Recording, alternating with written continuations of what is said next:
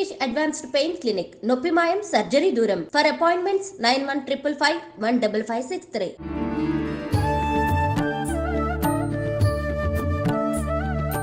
నమస్కారం, welcome to I dream. ధర్మ మార్గం విత్ విజిత కార్యక్రమానికి స్వాగతం. అయితే కార్తీక మాసంలో మనం శివుణ్ణి ఎక్కువగా ఆరాధిస్తూ ఉంటాము. ముఖ్యంగా కార్తీక మాసం అంతా కూడా ఆరాధన చేయలేని వాళ్ళు ప్రత్యేకించి కార్తీక సోమవారాల్లో శివుణ్ణి ఆరాధించే వాళ్ళు ఉంటారు. అయితే మనకు ఆల్రెడీ మనం ఆఖరి సోమవారానికి చేరుకోబోతున్నాము. కార్తీక మాస 4వ సోమవారము. ముందు ఉన్న 3 సోమవారాలు ఈ పూజ చేయలేని వాళ్ళు, లేదంటే ఆఖరి సోమవారం కాబట్టి ఇంకా మేము ప్రత్యేకంగా చేయాలి అనుకునే వాళ్ళకు ఒక మంచి విశేషమైన పూజా విధానాన్ని తెలియజేయబోతున్నారు ఇప్పుడు గురుగారు. ప్రస్తుతం నాతో పాటు ఉన్నారు ప్రముఖ జ్యోతిష పండితులు నందిబట్ల శ్రీహరి శర్మ గారు. ఇప్పుడు వారితో మాట్లాడి 4వ సోమవారం యొక్క విశిష్టత, ఆ రోజు శివుడికి అభిషేకం, మిగతా క్రతువులన్నీ ఏ రకంగా చేయాలో అడిగి తెలుసుకుందాం. నమస్కారం గురుగారు. వాగర్థావివ సంపృక్తౌ వాగర్థ ప్రతిపత్తయే జగతః పితరౌ వందే పార్వతీ పరమేశ్వరౌ. సదాశివ సమారంభాం శంకరాచార్య మధ్యమాం అస్మదాచార్య పర్యంతం వందే గురు పరంపరాం. ఆదిత్యాయ చ సోమాయ మంగళాయ బుధాయ చ గురుశుక్ర శనిభ్యశ్చ రాహవే కేతవే నమః. శృంగేరి జగద్గురు పీఠాధిపతులకి, కంచి పీఠాధిపతులకి నమస్కారములు తెలియజేసుకుంటూ కార్యక్రమాన్ని ప్రారంభిద్దాం. గురుగారు, కార్తీక మాస ఆఖరి సోమవారం రాబోతోంది. అయితే ఇది 4వ సోమవారం. ముఖ్యంగా కార్తీక మాసం అనగానే శివుడి ఆరాధనకి ఎక్కువ ప్రాధాన్యత ఇస్తుంటాము. అయితే ఈ మాసం అంతా చేయలేని వాళ్ళు కనీసం సోమవారాలైనా మేము ప్రత్యేకించి చేయాలి అని ఆశించే వాళ్ళు కూడా ఉంటారు.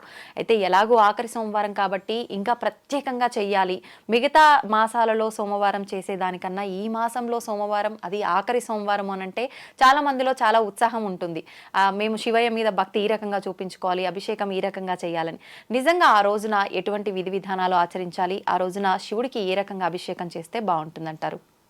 కార్తీక మాసం అంటేనే సకల పాపాలని తొలగింప చేసుకుని పుణ్యాన్ని సంపాదించుకునేటువంటి మాసం. అంటే చేయగానే పుణ్యం వచ్చేసేసి బాగా కోట్ల కొద్ది పుణ్యం వచ్చేసి మనం అవుతామని కాదు ఇక్కడ. అంటే ఈ నియమాలు పాటించడం ద్వారా ఏమవుతుందంటే 2 ఉపయోగాలు కలుగుతాయమ్మా. ఒకటి, మన గత జన్మ కర్మదోషాలు, పాపాలు ఏవైతే ఉన్నాయో ఆ పాపాలన్నీ కూడాను దగ్ధమైపోతాయి.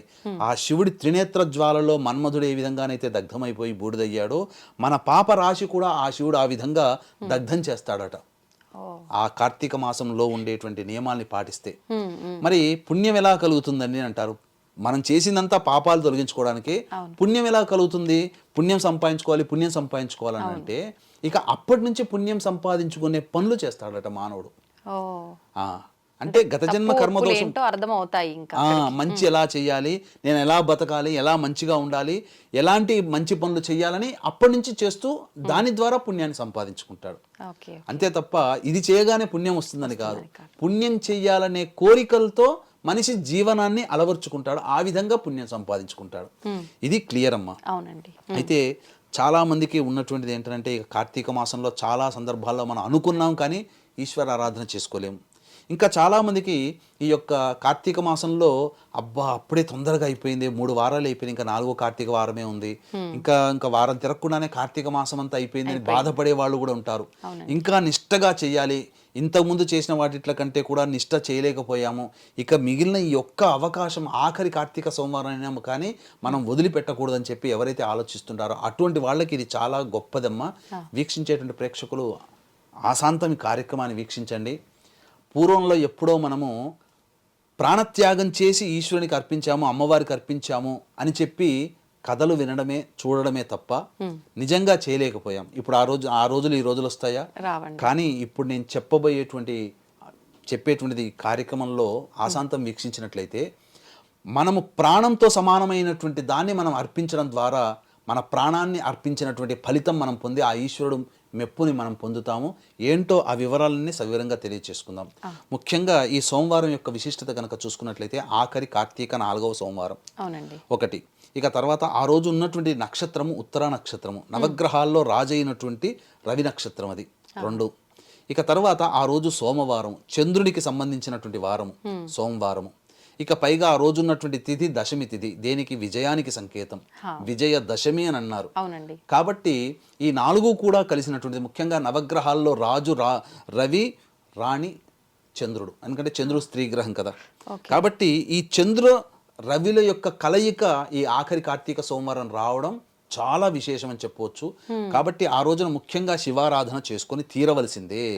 ఇక ఆ రోజున ముఖ్యంగా బ్రహ్మముహూర్త కాలంలో లేచి కాలకృత్యంలో తీర్చుకొని 4 గంటల కల్లా కూడా చక్కగా ఆ యొక్క శివ పరివార చిత్రపటానికి పూలమాల వేయడం, తర్వాత ఆ పటం ముందర వీలైతే అభిషేకం చేసుకోగలిగే శక్తి ఉన్నవాళ్ళు చక్కగా అష్టదళ పద్మం ముగ్గుతో వేసి మధ్యలో 3 తమలపాకులు పెట్టి దాని మీద ఒక గిన్నెని బోర్లించుకోవాలి.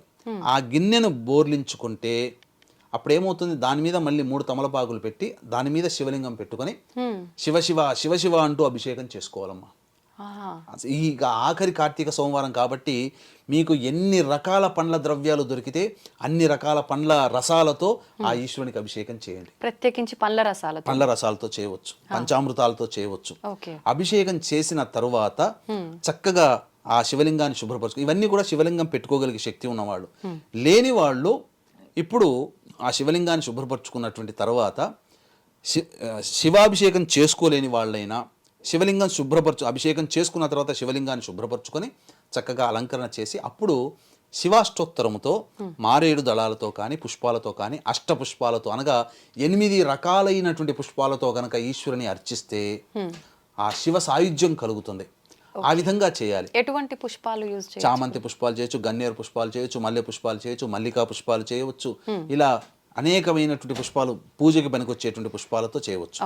ఆ తదనంతరం ఆ పుష్పార్చన చేసిన తరువాత తులసి చెట్టు దగ్గర అరుణోదయ కాలం, అంటే అరుణోదయ కాలం అంటే ఏంటి, సూర్యోదయం 6:14 ఉంటుంది.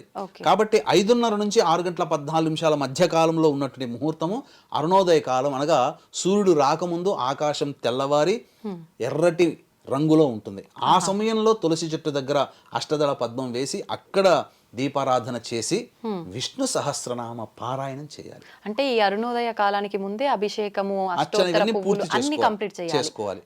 ఈ అరుణోదయ కాలంలో తులసి చెట్టు దగ్గర చక్కగా అష్టదళ పద్మం వేసి అక్కడ దీపారాధన చేసి ఆవునేతితో విష్ణు సహస్రనామ పారాయణం చేసి దానిమ్మ పండు నైవేద్యంగా పెట్టాలి. దానిమ్మ పండు ఎందుకంటే బీజాఫలంలో శ్రేష్టమైనటువంటిది అది.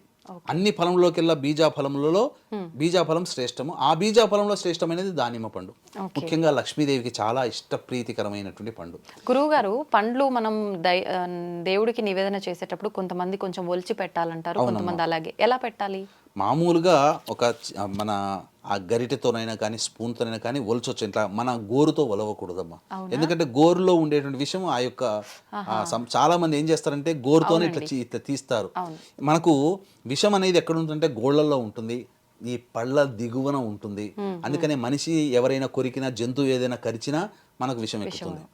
అలాగే గోల్డ్ రక్కిన జంతువులు, భల్లూకము కానీ పులులు రక్కితే, పిల్లి రక్కిన, కుక్క రక్కిన విషం చేరుతుంది.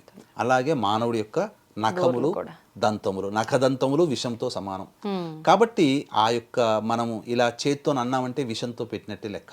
కాబట్టి ఒక స్పూన్తో ఏదన్నా ఒక దాంతో లేదా ఒక చాకుతో కానీ కొద్దిగా దానిపైన ఉన్నటువంటి చర్మంని తొలిచివేస్తే ఆ బీజం కనబడుతుంది. ఆ బీజాన్ని పెట్టవచ్చు. ఆ విధంగా బీజాఫలం పెట్టిన తర్వాత ఆ రోజున వీలుంటే ఉపవాసం ఉండాలి. అందరినీ ఉపవాసం ఉండవని చెప్పట్ల, శివనామ స్మరణ చేసుకుంటూ ఉపవాసం ఉంటూ, ఉపవాసము ఉండలేని వాళ్ళు భోజనం చేయాలి. ఎప్పటి లోపల భోజనం చేయాలి? 12-1 గంటల లోపల భోజనం చేయాలి. మధ్యాహ్నం. ఎందుకంటే సాయంత్రం 5 గంటలకల్లా మళ్ళీ కాలకృత్యాదులు తీర్చుకోవాలి కదా భోజనం చేస్తే. అంటే వ్యవధి 4 గంటలు ఉండాలి. శరీరంలో పడ్డ పదార్థం అంతా కూడా జీర్ణమైపోవాలి.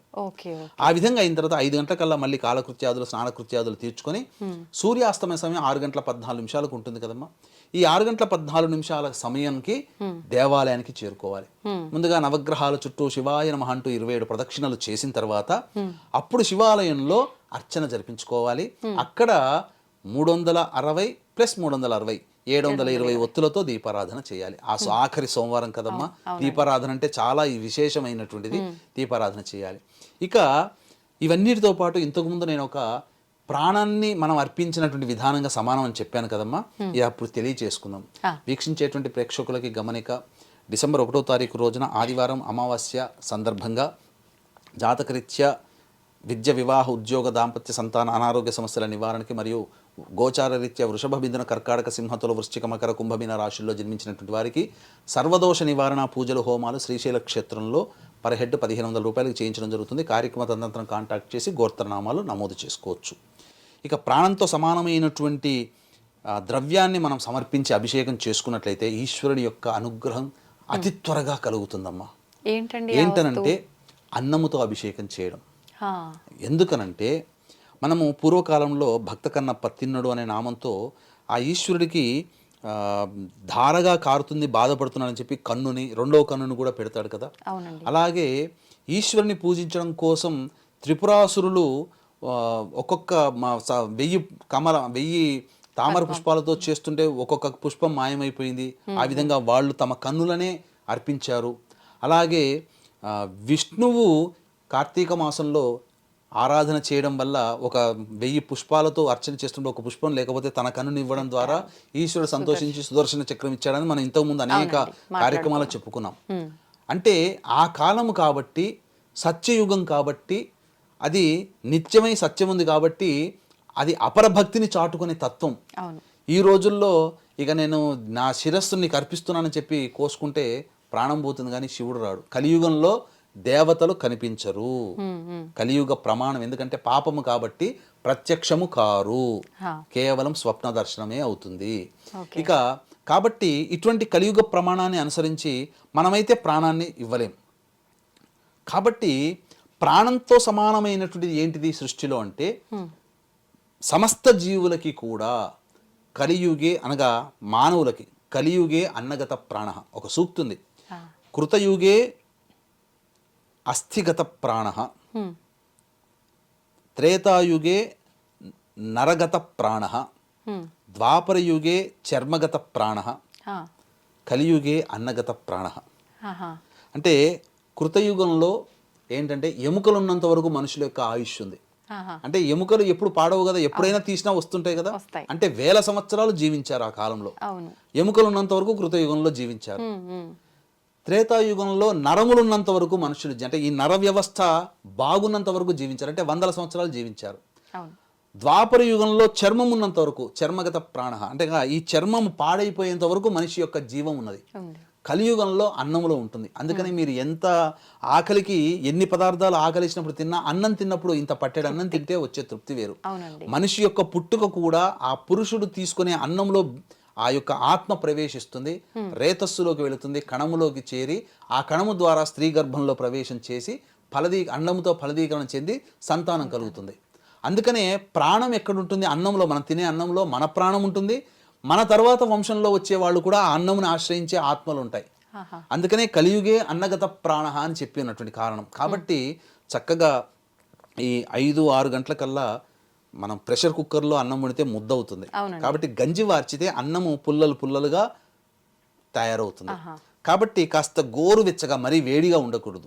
ఆ గోరువెచ్చగా 6:15 నుంచి 7:15 మధ్య కాలంలో ప్రదోషకాల సమయంలో ఈశ్వరునికి శివలింగానికి ఇంట్లోనైనా లేదా దేవాలయంలోనైనా, లేదా దేవాలయంలో బయట ఒక శివలింగాన్ని కూడా పెడుతున్నారు ఈ మధ్య. ఆ యొక్క శివ అనుకుంటూ ఇలా అభిషేకం చేసి ఆ ఈశ్వరుడికి నైవేద్యంగా ఏదైనా సమర్పించినా చాలు. ఆ ఈశ్వరుని యొక్క సాయుధ్యం మనకు కలుగుతుంది. మనము ప్రాణంతో సమానమైన దాన్ని మనం అర్చిస్తున్నాం కాబట్టి ఆ భగవంతుడు మనం ఇచ్చిన దానికంటే 1,000,000 రెట్ల ఫలితాన్ని మనకి ఇస్తాడు. తద్వారా మనకు మన ప్రాణమే, మనం సమానమైనటువంటి అన్నాన్ని మనం ఎప్పుడైతే ఆ అభిషేకం ద్వారా ఆ ఈశ్వరుని అర్చిస్తామో, తద్వారా ఏం కలుగుతుందంటే మనకు ప్రాణదాత అవుతాడు అతను. అంటే ఏ విధంగా ప్రాణదాత అవుతాడో మనకు, మన కుటుంబానికి ఏ విధంగా అవుతాడంటే, ఆపద సమయంలో, ఇబ్బందులు, గండ సమయంలో మనకు ప్రాణం పోయే సమయాలు వస్తాయి చూడండి అమ్మా. అటువంటి సమయంలో మనకు రక్షగా నిలబడి మన ప్రాణాన్ని నిలబెడతాడు. దైవం రూపంలో, మానవ రూపంలో, వైద్యుడి రూపంలో, మందు రూపంలోనో ఏదైనా కానీ మన ప్రాణాన్ని, మన కుటుంబాలని రక్షించే స్థితిలో ఉంటాడు. కాబట్టి ఈ రోజుల్లో ప్రతి మానవుడు స్పీడ్గా వెళ్తున్నాడు, వస్తున్నాడు. క్షేమంగా ఉండాలంటే ఖచ్చితంగా అన్నాభిషేకము ఆరుద్ర నక్షత్రం రోజునైనా కానీ, లేదా ఆఖరి కార్తీక సోమవారం అయినటువంటి 25వ తారీఖు రోజునైనా కానీ చేసుకోవాలమ్మా, తప్పదు. ఆ విధంగా చేసినట్లయితే మన ప్రాణాన్నే మనం అర్పిస్తున్న భావన మనం కలుగుతూ చేయడం వల్ల ఆ ఈశ్వరుడు సంతోషించి మనకు ప్రాణదాత భిక్ష, ప్రాణభిక్ష మనకు, మన కుటుంబానికి పెడతాడు అని చెప్పడంలో ఏమాత్రం సందేహం లేదమ్మా. గురువుగారు, ఒకవేళ ఈవినింగ్ ఇదంతా చేయలేని వాళ్ళు ఉదయం ఇదంతా చేసుకోవచ్చా? ఉదయమైనా చేసుకోవచ్చమ్మా, తప్పులేదు. ఆ అభిషేకం చేసినటువంటి పదార్థాన్ని అంతా కూడాను భుజించవచ్చు. ఆ రోజంతా ఉపవాసం ఉండి తెల్లవారి భోజనం చేయొచ్చు. అయితే తెల్లవారి ఏకాదశి కూడా అయింది కదా, మరి 2 రోజులు ఒకేసారి ఉపవాసం చేయకూడదు కాబట్టి ఆ రోజున ఆ పెట్టబడినటువంటి అభిషేకం చేసినటువంటి ఏదైతే ఉంటుందో అది భుజించవచ్చు. కుటుంబ సభ్యులందరూ కూడా అభిషేకం చేసినటువంటి అన్నాన్ని భుజించవచ్చు. గురుగారు ఆరుద్ర నక్షత్ర సమయంలో కూడా చేయవచ్చు అన్నారు కదా, అదెప్పుడు? అది ఆరుద్ర క్యాలెండర్ లో చూస్తే ప్రతి నెల ఆరుద్ర నక్షత్రం ఉంటుంది. ఓకే, మొన్న ఆరుద్ర నక్షత్రం కూడా వెళ్ళిపోయింది. అయితే ఛాన్స్ లేదు ఈసారికి, ఆ రోజే చేయాలి ఇంకా తప్పకుండా. నిజంగా చాలా మందికి శివుడు అంటే ప్రీతి, ఆయనని ఏ రకంగా ఆరాధించాలి, ఏం చేయాలనే ఆలోచనలోనే ఉంటూ ఉంటారు అలాంటి వారు. నిజంగా వారందరికీ ఒక మంచి విధానాన్ని తెలియజేశారు గురుగారు. ధన్యవాదాలు. సర్వం శ్రీ ఉమామహేశ్వర పరబ్రహ్మార్పణమస్తు.